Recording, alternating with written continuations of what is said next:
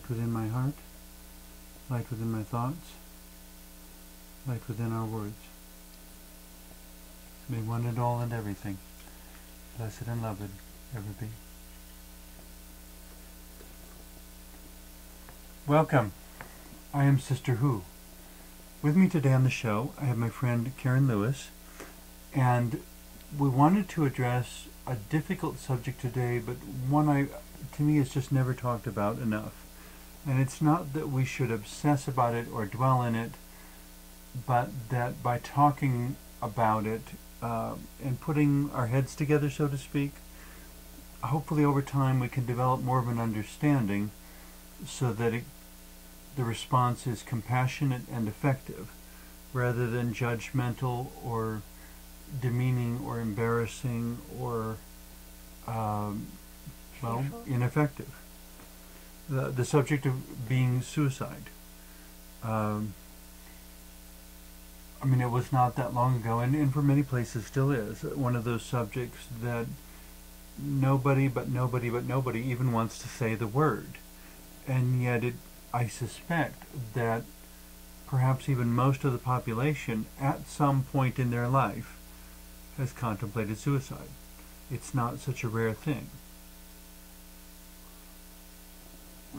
The subject kind of pushes some buttons for you too, I guess. Oh, it does indeed. When I was in junior high, there were a lot of other students that were contemplating suicide, and some actually attempted it, and so I was very much connected with many people in the community with the young people who were interested in or attempting suicide. They found you to be a compassionate, empathetic sort of person, and so they made their inner thoughts known to you? A lot of times when someone is contemplating suicide, it's, at least with the people that I was connected with, they were feeling that there weren't any options. Mm. They were feeling that everything was just so horrible and terrible, it'd be better if they weren't around anymore. And these are the idea that people. Somehow I have to make it stop, and if I can't find, whatever it is, and if I can't find any other answer, this is the only answer I have left. That's essentially how it had been going for them.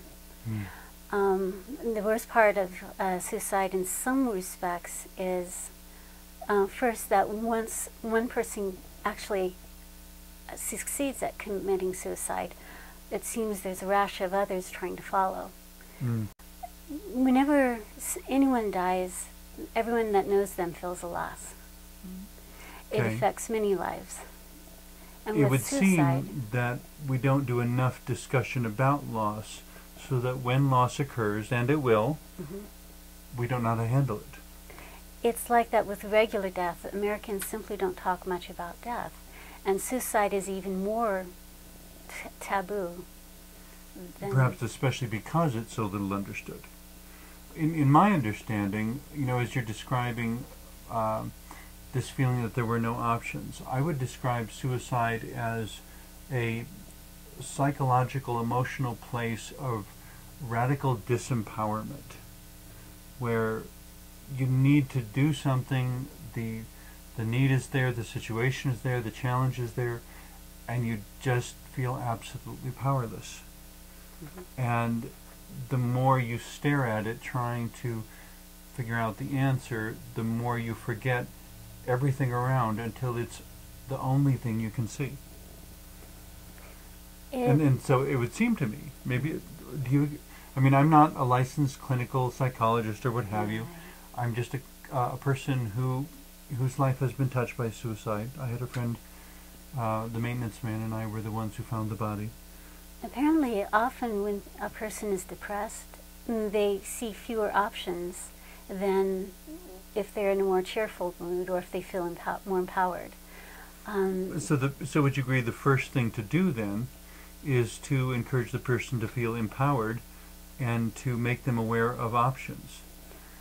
It makes sense? Yes, I do know that with the people that I was working with, just having someone to listen to them and to give them a little bit of hope seem to be enough to get them a little bit further along their path out of that morass of despair and disempowerment. Of course, many people are in situations where they think that there is no answer.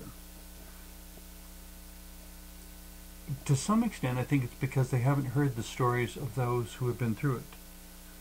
You know, that there are people in this country who have been homeless and who are no longer homeless. And I know there are people who have committed suicide because they were afraid of becoming homeless, because they didn't know that it, as terrible as it is, it's a survivable experience, and that it's not a terminal experience. There are people who have become homeless who are no longer homeless. They found a way back. It was difficult, it was a lot of work, but they found a way to escape homelessness. And sometimes some of those people that have escaped homelessness have become millionaires. They've found new connections with their family. They've All found sorts of things that are very meaningful to their life. Mm.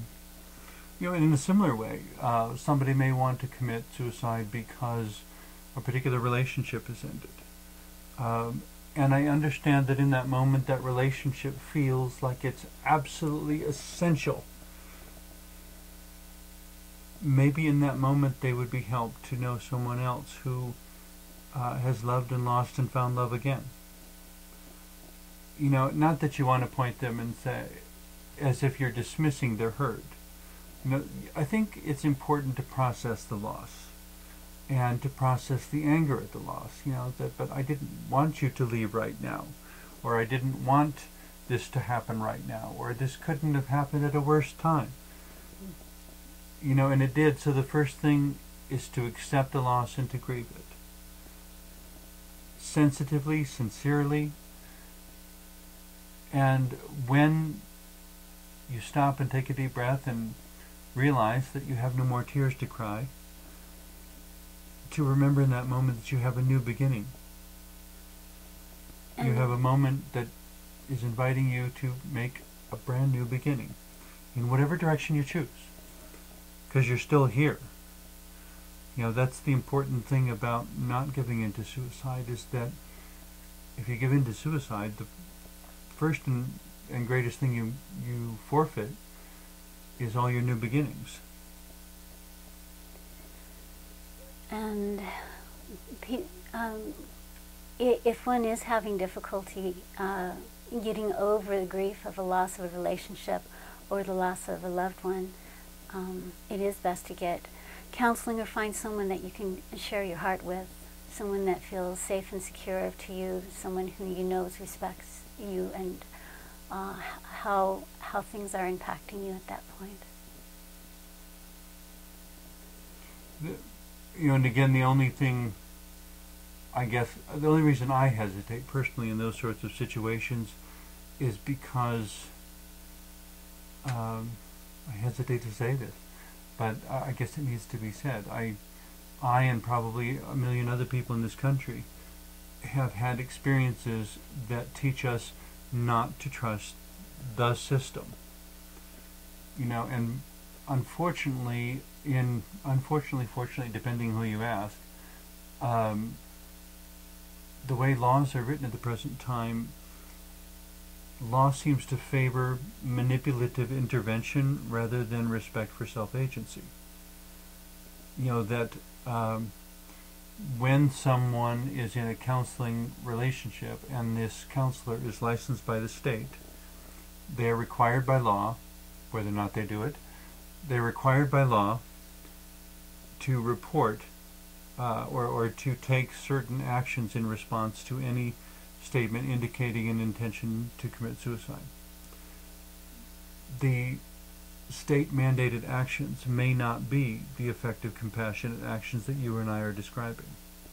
This is one reason, certainly, to contact the crisis hotlines, the suicide hotlines, because they have the names of counselors who've been especially trained for people that are contemplating suicide, and that can work with one in order to create a space. Often what they'll do is they'll ask one to make a contract to wait a while. Mm.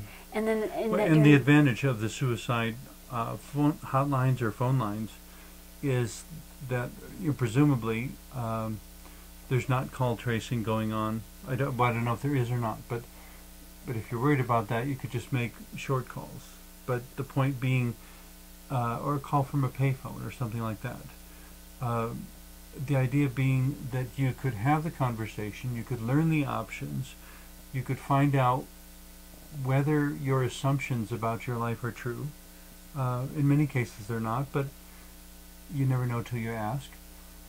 And the counselor would not be in a position to manipulate, control, or interfere in your life. As opposed to going to a clinic and confessing in person. Well, then you're right there. And it's possible that they won't let you leave the building and so forth. And I don't mean to discourage people from going to those places, but simply to be aware society has programmed ways of responding. I think some of those ways need to be revised. They're working on it. They truly are. There's someone, a doctor that has found some, that has gone heavily into research. He's been working with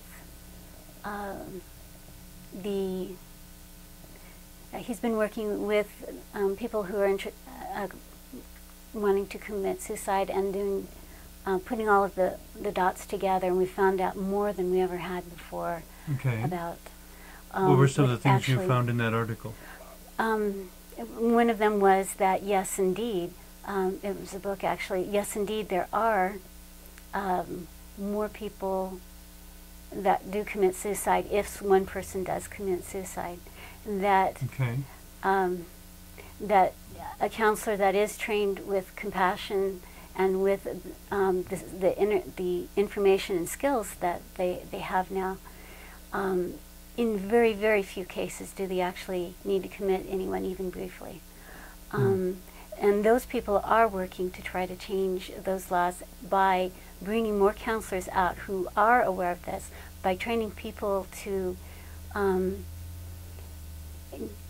be with the people long enough to give them hope, long enough for them to get some professional help that can be effective. I'm curious what some of the effective strategies that the book presented might be. I take it you read the whole book? Yes. Okay. The title of the book again was? I am trying to remember the name of the book. The author's name? Yes, I am trying to remember the author's name. Hopefully it'll come up in this discussion. Yes. Because I'm always interested in referring people to books and such, because there's so much you can gain there. Part of the title is QPR, and that which? QPR. QPR? Yes, it's based on a model for from CPR. Only for suicide, it would be question. Question, I can't remember P as, and then refer. My goodness. So it's the three QPR, steps of what that author considered the basic response. Yes, if someone... To question, to do something, and to refer the person. Yes. And hopefully remember the third initial before the show's over. Yes. To me... Persuade. P is for persuade. Persuade? Yes. Question, persuade, and refer. Yes. Okay. So... questioning what's going on, what started this, why are you feeling what you're feeling, because there's nothing right or wrong with the feeling itself. It's more a question of finding out what you're feeling first. Yes, to help the person to connect by questioning. And then persuading them that the one point they see is not the only point there is. Yes, not now, wait, the sun comes up and somehow it always feels different. Yes. Just for...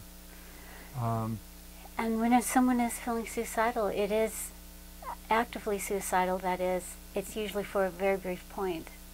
However many months or years they may have made preparations, the point at which they're truly committed to suicide is generally very short.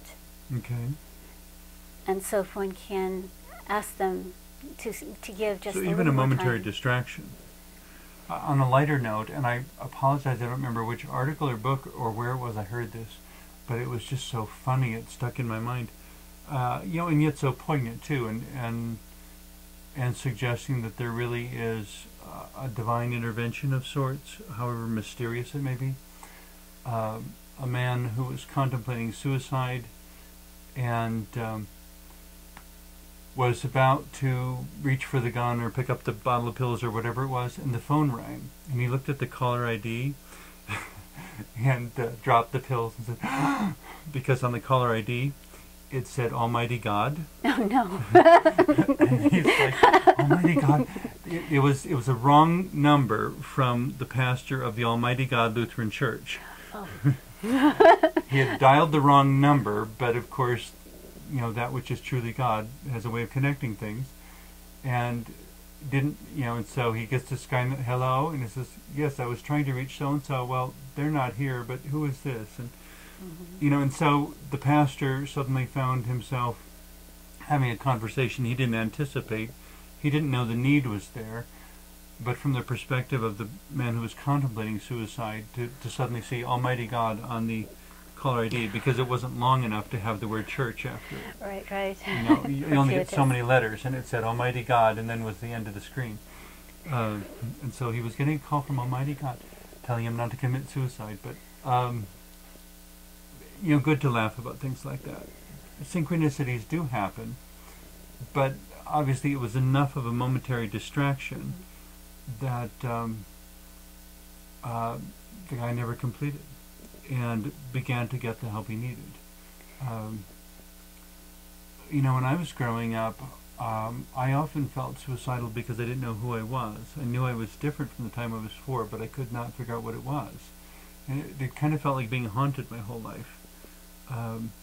But every time I looked, there was nothing there, and so I couldn't figure out what was going on.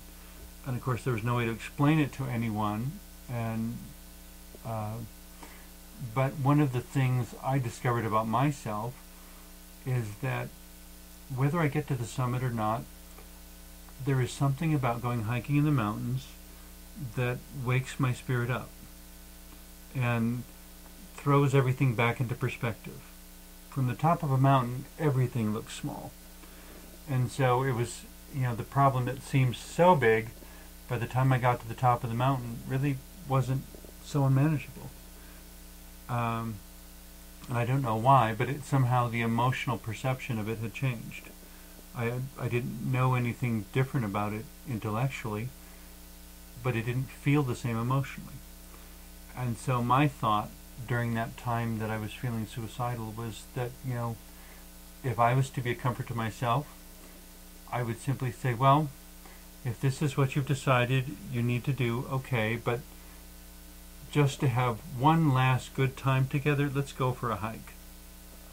And of course, the mischievous part of me in that would say, and I know that by the time we get back from the hike, you won't feel like doing it anymore. And maybe that's something to bear in mind with other people, just an idea. Maybe it's something to bear in mind with other people contemplating suicide. What do they enjoy doing? And if they've said, this is what I want to do, just say, well, could we make one last good memory together before you go? Let's do this one more time. And I'm not going to guarantee that it will stop them at that point, but it may create enough of a delay that they won't feel like doing it anymore. Perspective changes with time. Mm-hmm. Well, and with that enjoyment. Mm-hmm. When they're doing something they enjoy, part of enjoying anything is feeling empowered by it. When you feel like you can do it. Well, self-agency has gone up, options are broadening out. Suddenly suicide isn't the only answer. And one's awareness, it feels safe and expanding and opening, and with that, possibilities come rushing in. But in order to do that, you have to know the person. If you don't know what they would enjoy, if you haven't talked with them enough to know what their story is, maybe that's the place to start. I don't know what you're feeling, but I'm here to listen, and I'd love to find out. If there's something I can do to help, I will help. It may not be comfortable or convenient, but I will help. You know, and once they know that, suddenly they've got an ally, and it's not them against the world. But you mentioned, you brought up a point indirectly a little while ago about people getting in situations that are overwhelming, and to some extent I blame society for that. You know, that not always, but we really don't have a very well constructed society, such that when certain problems happen, we're not there for each other. So of course people feel disempowered and trapped and like they have fewer options. Well, in most other societies, there are different social connection. There's a different array of social connections, and different. I mean, it's very different much about expectations. how we take care of each other. That's one way to put it. Yeah, that's part of it, indeed. And part of that, of course, has to be also the challenge of how do we take care of each other, knowing each other enough to take care of each other. You know, that rediscovering each other, not treating each other like a number or face in the crowd, but recognizing that every person is a complete person. Well, in many ways, trying to be a whole, a complete person can be a challenge, because so many parts of our lives are kind of divided off and away from us. Traditionally, human societies, children were raised at home. They weren't sent off to school among strangers, among only people their age. Traditionally, there's the communities were small, and so everyone knew each other, and everyone had their place within a community.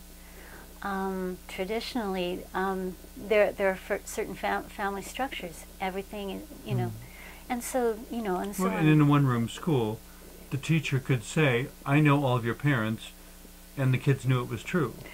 And they do it. You know, and you will They behave, knew. or I will be talking to your mother, And or I will be talking to your father. And consequences would and be the parents forthcoming. and the teachers were collaborators in the positive development of each child.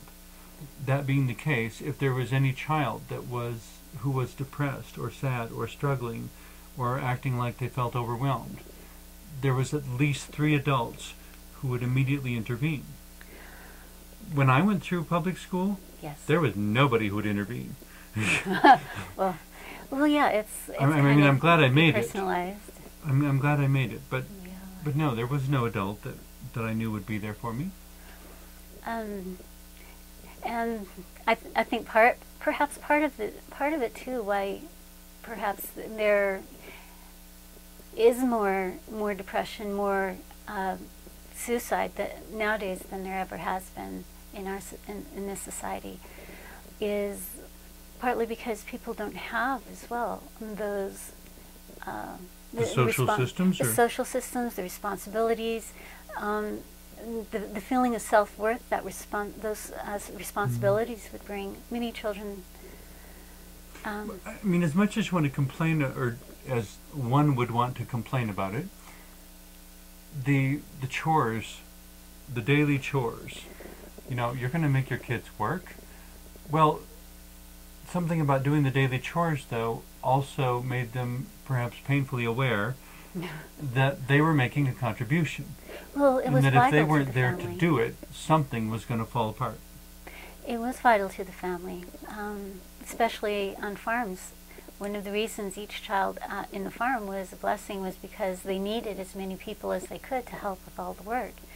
And in It the was city, about survival. it wasn't so much. But the physical survival and the emotional, psychological survival were all intertwined. And I don't know that we can separate them as easily as we like. But, you know, bottom line, as we wind up our subject here, I guess, because our time always seems to go so fast, you know, it comes down to knowing each other and being there for each other. And when the loss does occur, not wasting time on blaming, but getting right back to loving each other. And if someone approaches you and you think perhaps they may have suicidal thoughts or might be contemplating suicide, or if they say something that triggers that, don't be afraid to reach out to them. Don't be afraid to spend time and the energy in order to connect with that person. You might save a life. Being willing to be involved. Absolutely. Thank you very much for this discussion. Obviously, we've only scratched the surface, but hopefully these thoughts can lead to more good thoughts. Thank you. And thank you for watching.